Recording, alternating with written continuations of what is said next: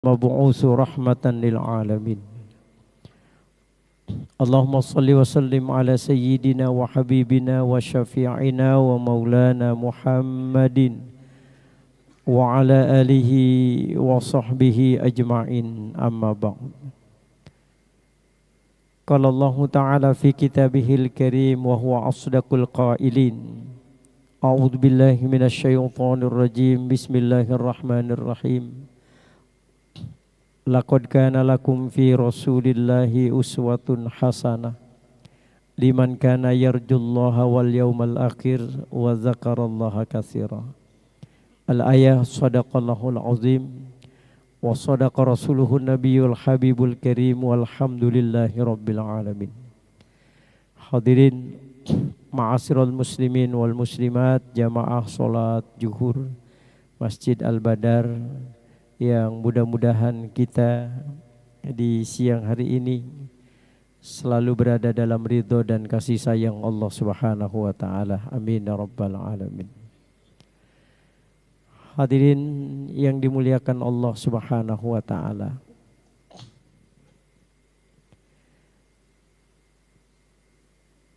Salah seorang Arab pedalaman, kalau dalam bahasa Arab itu namanya A'rabi.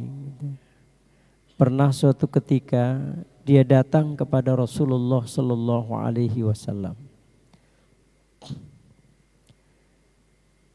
Lalu kemudian dia bertanya kepada Rasulullah sallallahu alaihi wasallam. Pertanyaannya, "Ya Rasulullah, mata sa'ah?" Ya Rasulullah, kapan kiamat itu tiba? Ini pertanyaan orang Arab pedalaman. Ya. Kadang-kadang pertanyaan orang Arab Baduy itu seperti itu. Bahkan tingkah pola mereka juga kadang-kadang aneh.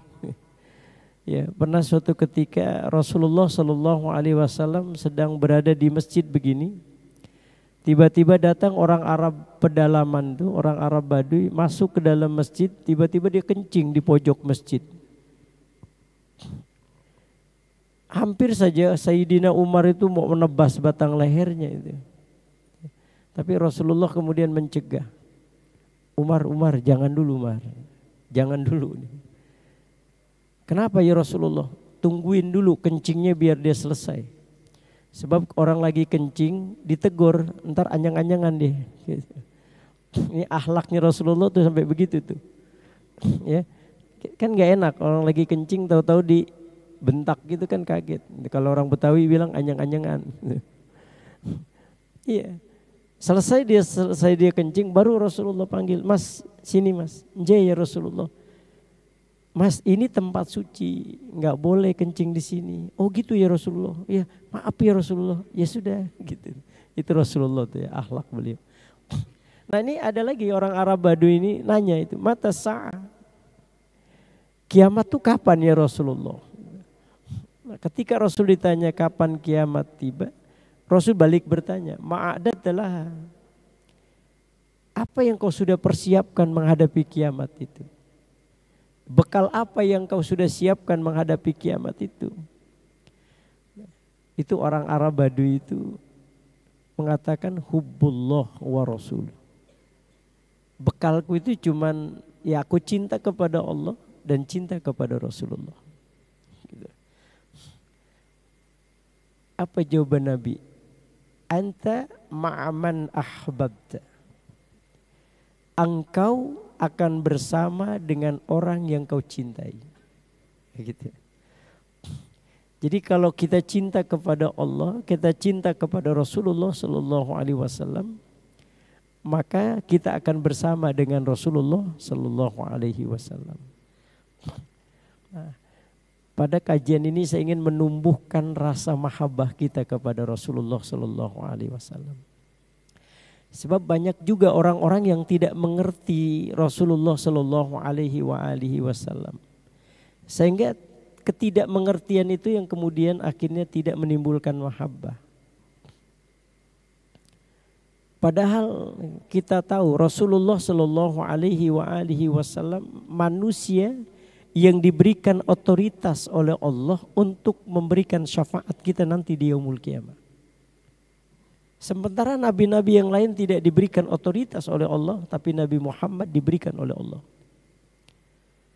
Makanya di dalam tafsirnya Syekh Mustafa Al-Maraghi itu, dalam tafsir Al-Maraghi itu para ulama-ulama tafsir itu mencoba memahami ayat wa minal laili fatahajjad bihi nafilatan lak asa ayyab'asaka rabbuka maqaman mahmuda. Itu ada kalimat maqaman mahmuda di situ. Jadi orang-orang yang bangun di keheningan malam itu diberikan kemuliaan oleh Allah, itu berupa apa? Maqaman mahmuda. Nah, maqaman mahmuda itu dalam tafsirnya Syekh Mustafa Al-Maraghi itu makom yang diberikan Allah kepada Rasulullah Sallallahu Alaihi Wasallam, di mana Rasul diberikan oleh Allah kemuliaan memberikan syafaat kepada orang-orang yang bangun di keheningan malam. Nah, berarti Rasulullah punya otoritas untuk itu. Makanya manusia yang satu ini berbeda sekali dengan manusia yang lain. Maka saya sayangkan masih ada buku-buku yang mencoba untuk menghina Rasulullah Sallallahu Alaihi Wasallam. Ada buku namanya Christ Muhammad and I. Itu buku isinya cuma nyinggung perasaan kita umat Islam. Dia mengatakan bahwa Nabi Muhammad itu nggak ada nilainya sama sekali. Nabi Muhammad dianggap manusia biasa. Bahkan kalau kita baca bukunya, aduh luar biasa. Kita sebagai umat Islam sakit nih buatnya itu dengan tulisan itu. Nah ini kan ciri bahwa ini orang nggak ngerti siapa itu Nabi Muhammad. Jadi Nabi Muhammad ini jangan pernah disamakan dengan siapapun, karena memang dia tercipta bukan untuk disamakan. Kita lihat saja dari ayat diskusinya. Allah berfirman, laulaka ya Muhammad ma khalaqtul aflaq. Situ aja udah kelihatan bahwa Nabi Muhammad itu berbeda. Kalau bukan karena engkau Muhammad, bahkan dalam hadis 3 kali kalimat itu diucapkan.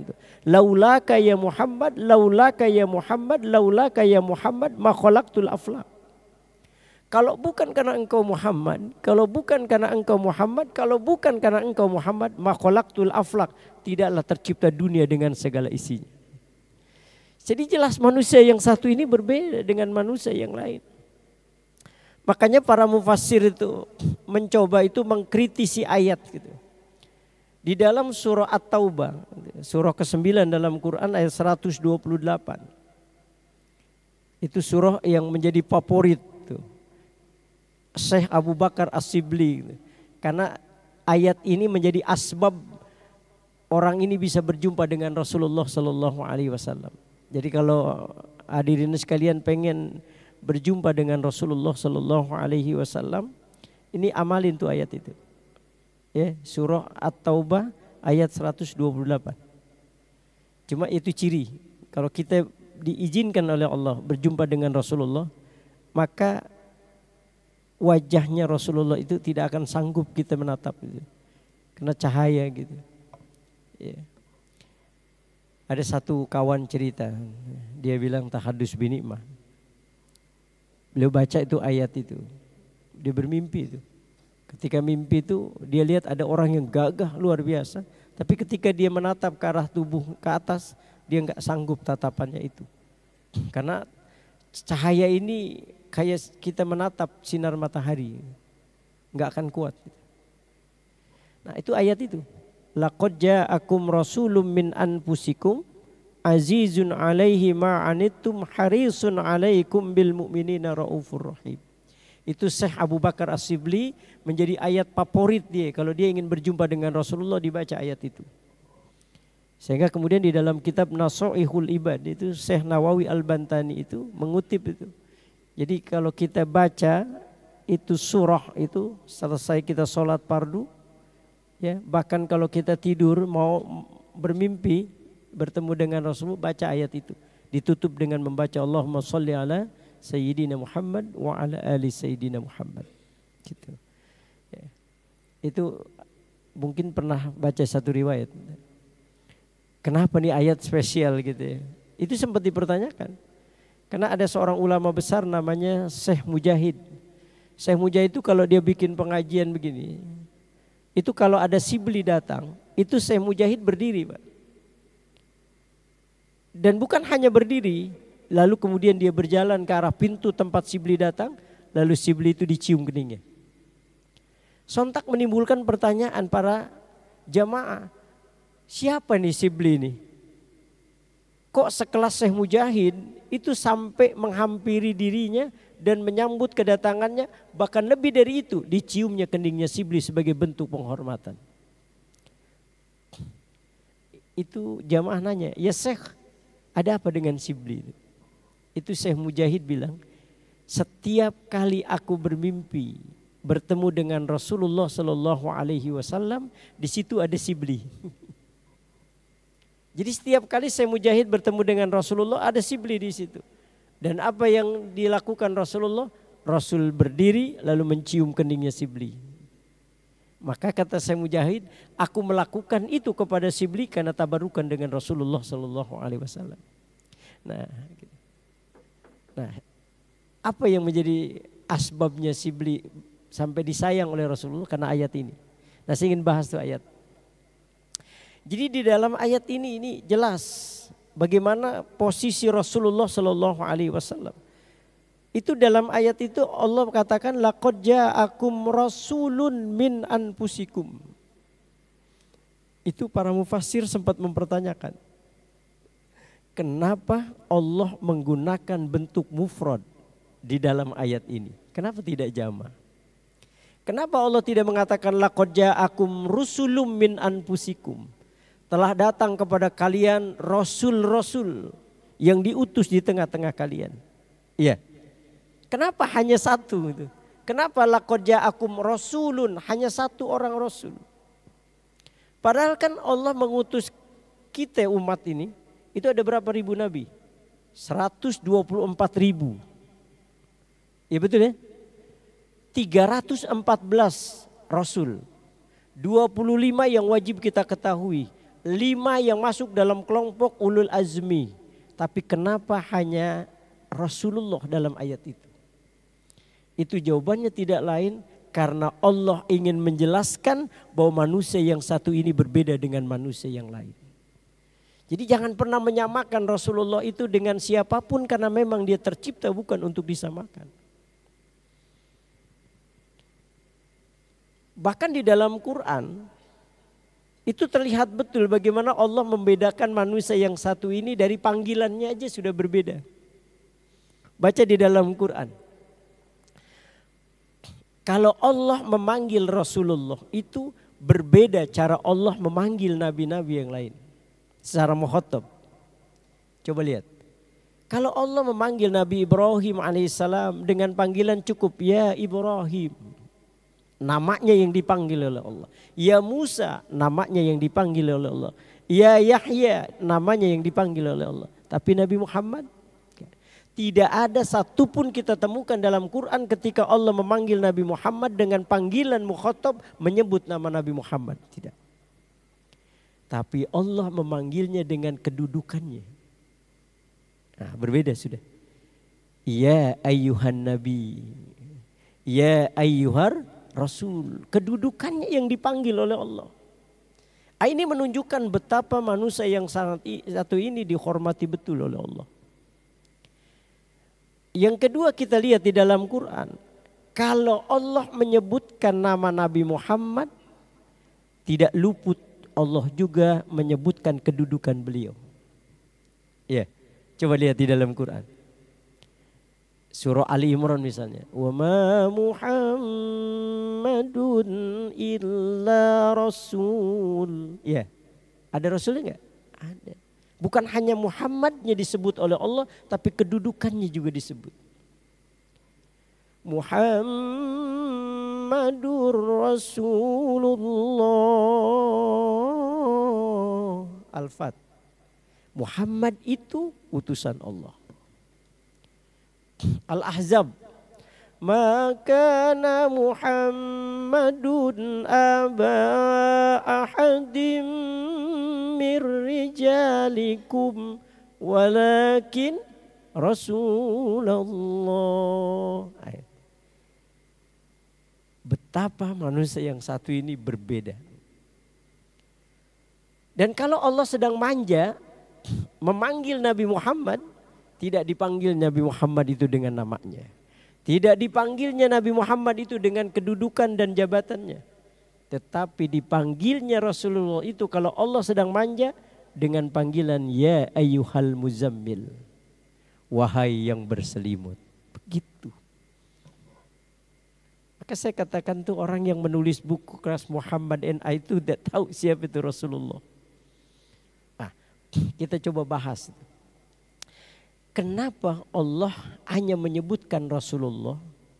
Karena Allah ingin menjelaskan kepada kita bahwa manusia yang satu ini berbeda dengan manusia yang lain. Apa perbedaan Nabi dengan kita? Yang selamanya tidak akan pernah sama. Pertama dari struktur biologisnya Nabi. Enggak usah jauh-jauh. Dari genetikanya Rasulullah aja udah berbeda dengan kita. Ya, dari nasabiahnya Rasulullah saja udah beda sama kita. Coba lihat. Akar nasabnya Rasulullah itu. Ya, dari Ibrahim saja. Ibrahim punya anak Ismail. Ismail kemudian melahirkan Adnan. Sampai kemudian Manab, Kilab, Qusay. Terus sampai Abdul Muthalib. Sampai kepada Abdullah. Sampai kepada Nabi Muhammad. Itu semua nasabiahnya Rasulullah adalah manusia-manusia yang dimuliakan oleh Allah. Enggak ada yang enggak dimuliakan oleh Allah. Beda enggak sama kita? Beda. Ustadz Arif mungkin bapaknya ustadz. Kakeknya ustadz. Tapi belum tentu uyutnya beliau. Jangan-jangan preman Depok dulu. Gitu. Kita enggak tahu. Iya kan? Tapi Rasulullah dijaga lupa nasabiahnya itu. Dijaga oleh Allah. Semua nasabnya Rasulullah adalah manusia yang dimuliakan oleh Allah Subhanahu wa taala. Beda udah. Kedua, wajah. Wajah Rasulullah itu. Maka tadi saya bilang, Bapak kalau misalnya bermimpi dengan Rasulullah. Kalau ngelihat ada orang yang gagap gitu, lihat wajah. Kalau wajahnya itu bersinar, bisa jadi Rasulullah sallallahu alaihi wasallam. Makanya kata Nabi, man ra'ani fil manami, siapa yang berjumpa dengan aku dalam keadaan bermimpi, maka sesungguhnya dia melihat aku dalam keadaan sadar. Karena Rasulullah itu nggak bisa diserupakan oleh siapapun. Wajah, Pak. Makanya sahabat-sahabat itu bilang, tidak ada satupun di antara kami yang manakala kami bersama dengan Rasulullah yang berani menatap wajah Rasulullah. Gak ada berani. Jadi kalau begini nih nggak ada sahabat yang berani menatap wajah Rasulullah seperti Bapak menatap saya dengan penuh emosi. Lama banget nih Ustadz ceramahnya. Saya ini lama karena saya udah makan, Pak. Jadi saya bebas gitu. Pinter juga Ustadz Arif deh. Jadi Ustadz sampai jam 1 gitu. Jadi nggak ada. Dan kapan sahabat bisa menikmati indahnya wajah Rasulullah? Di saat Rasulullah sedang menundukkan wajahnya, disitulah mereka bisa menikmati indahnya wajah Rasulullah. Beda, Pak. Makanya di dalam kitab Marokil Ubudiyah itu sarahnya dari kitab Bidayatul Hidayah yang ditulis oleh Imam Nawawi Al-Bantani. Sarahnya kitab Bidayatul Hidayah yang dikarang oleh Syekh Imam Al-Ghazali. Itu dibuat syair, Pak. Yang syair itu menunjukkan perbedaan kita dengan Nabi. Dulu saya di pesantren tuh sampai hafal betul. Lam yahtalim qatu toha mutlaqan abada wa mata sa'aba aslan fi mada zamani. Lam yahtalim qatu toha. Nabi Muhammad itu tidak pernah bermimpi hidupnya. Walaupun kata para ulama yang dimaksud mimpi di sini adalah mimpi jima. Tetapi sebagian ulama lagi mengatakan ini semua yang dimaksud adalah mimpi. Mimpi apapun. Enggak pernah Rasulullah itu bermimpi hidupnya. Sebab apa? Sebab kalau seandainya Rasulullah itu bermimpi, pastilah nanti orientalis barat akan mengatakan Al-Quran itu dihasilkan dari mimpinya Muhammad. Allah jaga itu. Wa mata sa'aba aslan fi mada zaman. Rasulullah itu nggak pernah nguap, Pak. Nggak pernah nguap, tahu nguap. Ini belum aja nih. Karena udah lewat 20 aja udah mulai kelihatan ya. Sekarang masih tenang-tenang aja, aman-aman. Nggak pernah Rasulullah itu. Minhud dawabu falam tahrab wa ma waqa'at jubabatun abadan fi jismihil hasan. Yang namanya binatang buas nggak pernah lari dari Nabi Muhammad, bahkan sekelas lalat pun tidak pernah akan mau menyentuh Rasulullah. Pernah nggak kita disentuh lalat? Pernah? Apalagi habis makan durian ceremotan, Rasulullah beda. Bi khalfihi ka amamin ru'yah. Rasulullah itu kalau memandang belakang itu persis seperti memandang depan. Jadi kalau Rasulullah begini, itu belakangnya itu persis dia memandang kayak depan. Makanya musuh-musuh Rasulullah nggak akan bisa dari arah belakang. Kenapa? Karena Rasulullah melihat belakang itu kayak dia ngelihat depan. Wala yuro aslu baulin. Rasulullah itu kalau kencing nggak ada bekasnya. Kita ada bekasnya? Ada. Jangan coba-coba makan jengkol. Bisa 7 hari itu baunya masih. Rasulullah. Beda, Pak.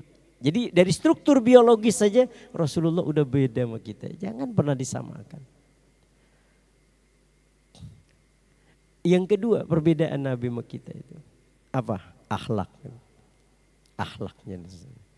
Nah, situ tuh titiknya. Nah, makanya Nabi itu punya kekhususan. Innama bu'istu liutammima makarimal akhlak. Udah jangan ditanya itu. Karena Rasulullah itu akhlaknya langsung dididik langsung oleh Allah. Adabani Rabbi fa ahsana ta'dibi. Allah yang mendidik akhlakku, maka sempurnalah didikan Allah terhadap diriku. Makanya gak ada manusia yang akhlaknya bisa menyamai akhlak Rasulullah. Makanya kalau kita baca itu dalam sirah nabawiyah itu Rasulullah kenapa ayahnya meninggal usia beliau dalam kandungan 2 bulan. Ibunya 6 tahun ya mengasuh Rasulullah, wafat setelah pulang dari Abwa. Timbul pertanyaan, kenapa ya Allah kok tega ya mewafatkan ayahnya di saat Rasulullah sedang berada dalam kandungan dan mewafatkan ibunya dalam usia Rasulullah 6 tahun. Padahal anak yang sedang butuh kasih sayang, anak yang sedang manja-manjanya dengan orang tua, kenapa Allah wafatkan? Tahu jawabannya? Karena Allah ingin mendidik akhlaknya Rasulullah seperti akhlaknya Allah Subhanahu wa taala. Maka Allah tidak menginginkan Rasulullah itu terkontaminasi oleh ayah dan ibunya. Kita kan begitu ya, karena kita dididik sama baba sama emak kita, akhirnya karakter baba kita pasti ngikutin kita ngikutin karakter baba. Ma fil aba fil abna. Bapaknya kencing berdiri, anaknya kencing kabur gitu. Nah itu beda. Ya, maka nggak ada manusia yang akhlaknya itu yang luar biasa itu kecuali Rasulullah. Coba lihat di rumah tangga aja saya kadang-kadang malu itu. Rasulullah itu kalau dikasih minum sama Aisyah, lalu air itu panas, apa Rasulullah meniupnya? Tidak. Dibiarkan air itu hadam. Rasul tidak niup. Kenapa? Kalau Rasulullah meniupnya, tentu Aisyah akan merasa tidak enak memberikan air Rasulullah dalam keadaan panas. Coba Ustaz Arif kalau dikasih minum pulang capek banget gitu sama bini panas. Kira-kira melotot gak? Tapi enggak. Kalau Rasulullah pulang dari dakwah, rasa perut lapar itu luar biasa. Berharap istrinya masakan pada hari itu. Dibuka tutup saji, enggak ada masakan apa-apa. Apa yang dilakukan Rasulullah? Aisyah, hari ini aku berpuasa loh. Bahagianya Aisyah. Sebab kalau seandainya Rasulullah kayak model kita, pulang kerja udah gak ada makanan, ya Allah. Misalnya Rasulullah, Aisyah kemana makan? Aku ini lapar. Tentu Aisyah merasa tidak enak dengan Rasulullah. Dijaga perasaan istrinya. Dan kalau Rasulullah pulang, tiba-tiba ada makanan. Padahal Rasulullah sedang berpuasa. Ada makanan dihidangkan. Rasul bilang, Aisyah hari ini aku gak berpuasa. Menghormati masakan istrinya. Sehingga Rasulullah tidak berpuasa karena ingin menyenangkan istrinya. Makanya kata Nabi, ma yazdadu imanal mar'i hatta yazdadu hubban linisa'i. Tidak tambah kecintaan seorang suami kepada Allah sampai tambahnya kecintaan dia sama istrinya. Makanya Bapak kalau ngelihat saya nih bukan sombong ya. Saya tuh Pak kemana-mana kalau mall nih, mall masuk mall sampai keluar itu istri saya tangannya nggak pernah saya lepasin. Saya pegang gitu. Sebab kalau saya lepas belanja mulu dia bawa. Itu Rasulullah. Akhlak luar biasa. Nah, pernah baca berjanji? Itu kalau baca berjanji itu saya kadang-kadang ya Allah Rasulullah itu luar biasa. Wa kana sallallahu alaihi wasallam syadidal haya'i wat tawadu. Itu Rasulullah itu akhlaknya Pak. Kalau Rasulullah itu bertemu dengan sahabat, sebelum sahabat mengucapkan salam, Rasul terlebih dahulu ngucapin salam. Kita mentang-mentang pimpinan gitu ya, kalau belum anak buah ngucapin salam, kita agak gengsi dikit. Rasul nggak gitu. Dan kalau ada sahabat yang ingin mencium tangan Rasulullah, Rasul cepat-cepat, Rasul yang mencium tangan sahabatnya itu. Kalau kita, oh ya Allah, kadang kiai kalau nggak dicium 2 kali ngambek. Gitu. Tapi bukan kiai di sini ya Pak, di sana di Malaysia. Dan kalau ada sahabat yang memanggil Rasulullah, dipanggilnya Rasulullah, ya Rasulullah, Rasul tidak menengokkan kepalanya saja, tapi semua tubuhnya ditengokkannya karena untuk menghormati panggilan sahabatnya itu. Beda kan? Beda. Kalau kita dipanggil, kalau nggak pakai depannya Pak Haji, nggak mau nengok.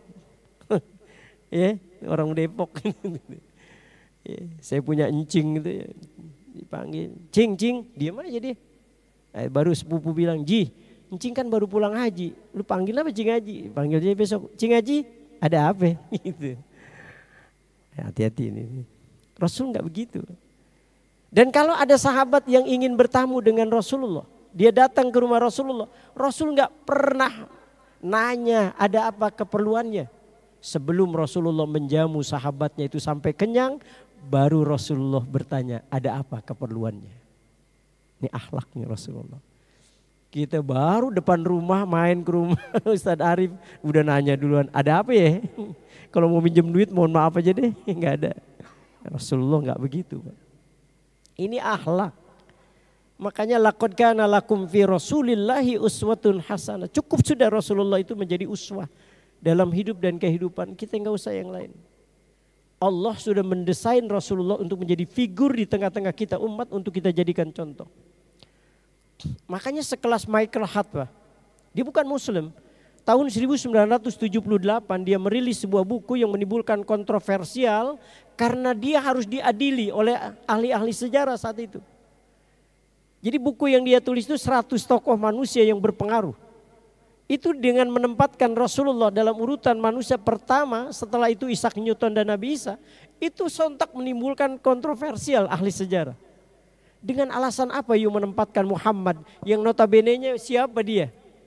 Menjadi orang yang teratas dari 100 tokoh.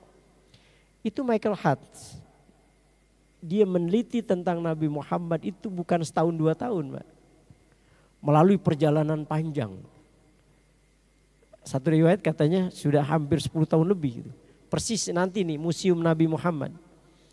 Ini juga memakan waktu penelitian itu hampir 15 tahun. Karena belum lama waktu itu saya ngobrol dengan Pak JK. Itu beliau cerita. Jadi ini nanti kalau sudah terjadi Museum Nabi di dekat daerah JIS itu. Di mana Pak Ji? Di daerah Ancol. Itu ada 5 hektar. Ya, 3 hektar buat parkiran, 2 hektar buat gedung gitu.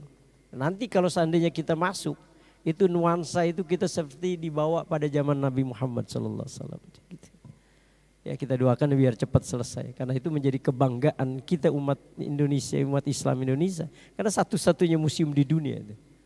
Ya, itu Robito Al-Islamiyah itu nanti. Bukan dana kita. Pak. Jadi beda Rasulullah dengan kita. Ini akhlak Rasulullah. Makanya beliau ini, ya Allah susah kalau kita mau cerita akhlaknya Rasulullah. Satu kali pernah beliau itu ya, Bukan hanya di Taif, Pak. Di pemukiman Yahudi aja Rasulullah itu. Itu kalau beliau lewat, itu ada orang Yahudi itu. Satu riwayat katanya rumah Nabi juga sempat juga dikotori dengan kotoran onta. Jadi kalau beliau lewat gitu, itu Rasulullah SAW selalu dicaci maki, dihina dan sebagainya. Bahkan kadang-kadang pelipis Rasulullah itu berdarah. Kenapa? Karena kerikil tajam itu dilempar ke wajah Rasulullah. Rasul itu cuma bilang gitu, teman tersenyum, dicaci, dibalas dengan senyuman, dilempar dengan kotoran onta, dibalas dengan doa. Satu riwayat, ketika Rasulullah lewat, udah nggak ada lagi yang lempar itu, udah nggak ada lagi yang mencaci maki orang itu. Rasulullah pada saat itu bersama dengan Bilal. Bilal ditanya sama Rasulullah, Bilal, aku nggak ngelihat lagi orang yang selalu melempar dengan kata-kata kasar. Aku sudah tidak lagi melihat ada benda-benda yang tajam mengenai pelipis kita, Bilal. Mana orang itu? Aku tidak melihatnya. Kata Bilal, ya Rasulullah, informasinya orang itu sedang sakit ya Rasulullah. Apa jawaban Nabi? Antarkan aku menjenguknya, Bilal.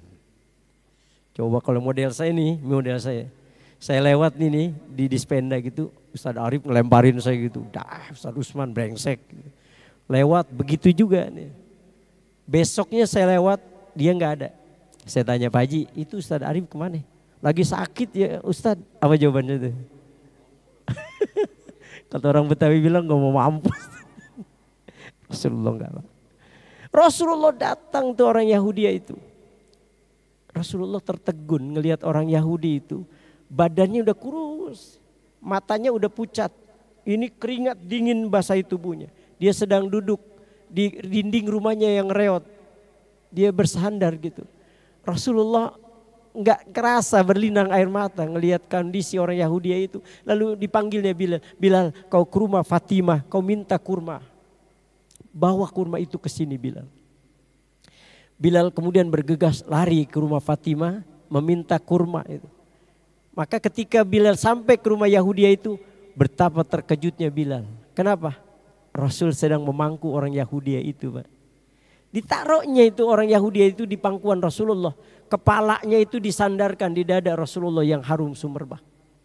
Keringat dingin yang membasahi tubuh Yahudi itu dilapnya dengan sorban Rasulullah Sallallahu Alaihi Wasallam. Sampai Bilal ngelihat itu bilang apa? Kafa ya Rasulullah, cukup ya Rasulullah. Biar aku saja yang melakukan itu ya Rasulullah. Tidak. Berikan kurma itu.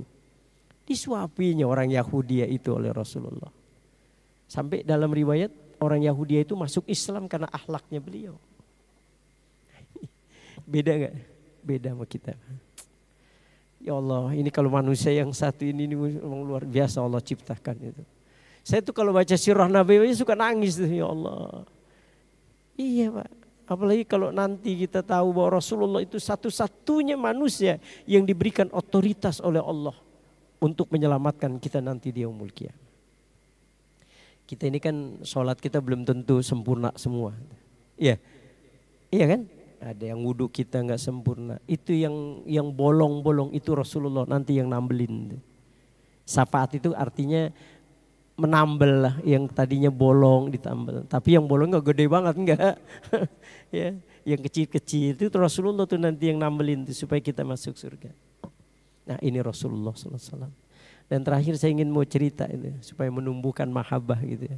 Perhatiannya Rasul itu sama kita itu, Masya Allah. Saya baca itu, Rasul itu ketika dia mau meninggal itu setelah malaikat Jibril, kemudian Israel datang. Sebelumnya Fatimah sempat juga itu. Ketika Rasulullah bersama dengan Fatimah, kemudian ada Sayyidina Ali, ada ketukan pintu itu. Fat, tengoklah siapa itu di luar. Fatimah bilang, ya ayah, aku lihat orang yang asing. Siapa dia? Aku nggak pernah melihat sebelumnya. Kata Nabi, kamu nggak tahu siapa Fat dia? Nggak tahu. Dialah Hazimul Lazat yang memisahkan kita dengan kenikmatan dunia. Dia malaikat maut Fat. Nah, Fatimah nangis itu, sedih di situ. Kenapa? Dia sudah tahu itu ayahnya bakal wafat.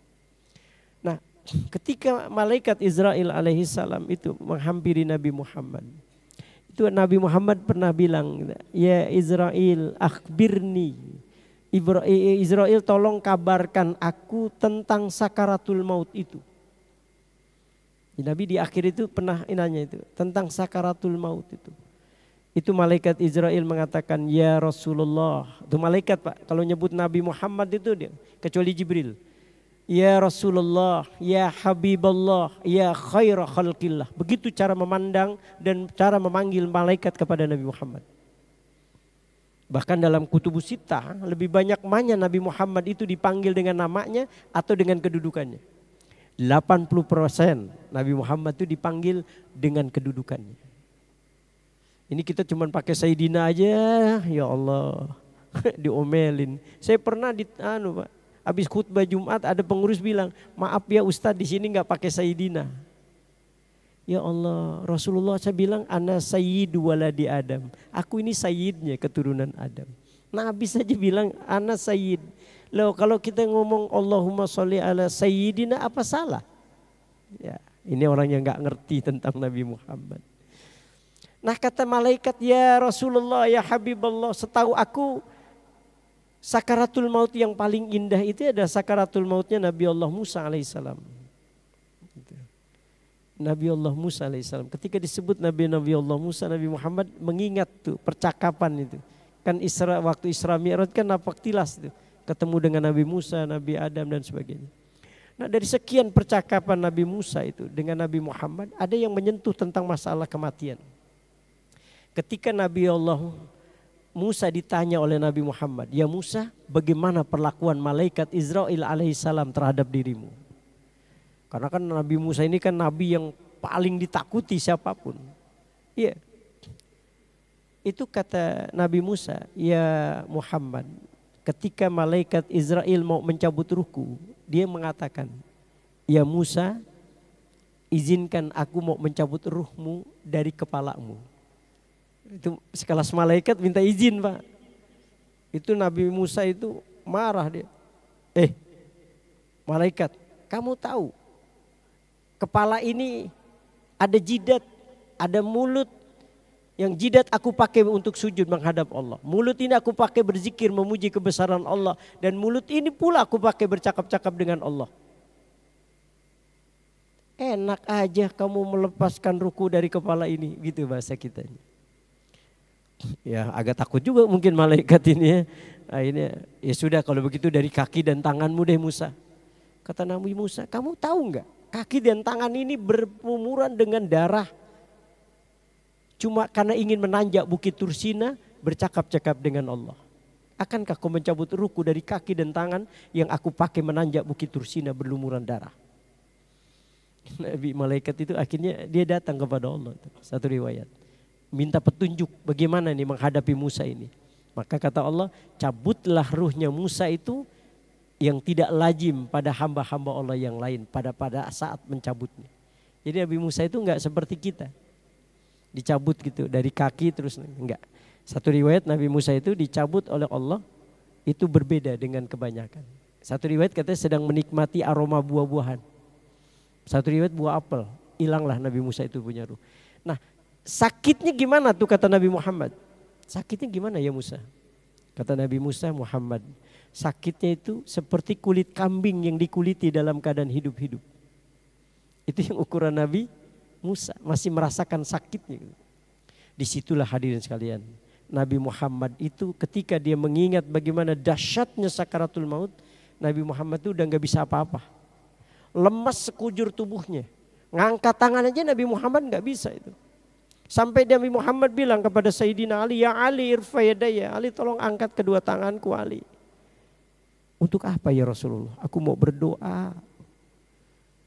Akhirnya itu Nabi Muhammad diangkat tangannya oleh Sayyidina Ali, lalu kemudian dia berdoa. Ini yang menjadi catatan buat kita. Apa doanya Nabi? Ya Allah, kalau seandainya umatku merasakan pedihnya sakaratul maut ya Allah, biar aku saja Muhammad yang cukup merasakan pedihnya sakaratul maut itu. Tidak bagi umatku ya Allah. Allahumma hawwin alaina fi sakaratil maut. Kita yang didoakan oleh Rasulullah, Rasul pertaruhkan dirinya hanya untuk keselamatan kita umat.